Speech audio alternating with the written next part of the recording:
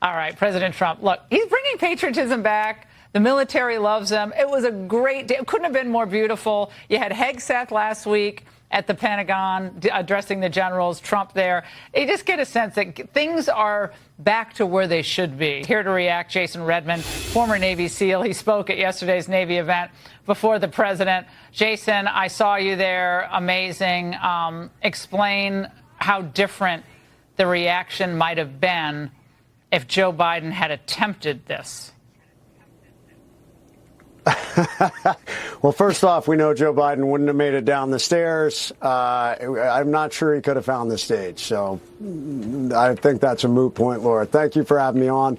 But I got to say, Laura, this goes all the way back to when President Obama started the apology tour. And I was just kind of dumbfounded and shocked. I mean, I have grown up in this country, this love of freedom that has made America into what it is, and this love to be a part of a strong military. We've had some setbacks, we've had some issues, and over the last several years, we've lost our way. The military has been about individualism and not about team and might and lethality. And I'll tell you what, President Trump has brought that back. Secretary Hegseth has brought that back, and it was shown in full force yesterday down at that ceremony. Absolutely amazing to be there and witness it.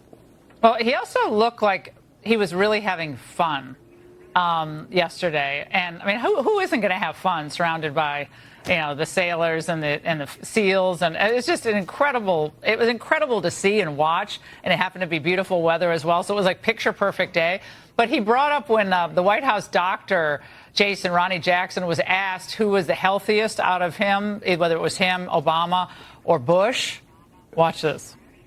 At a press conference, they asked him, who's in the best shape? Who's the healthiest? Who's the strongest?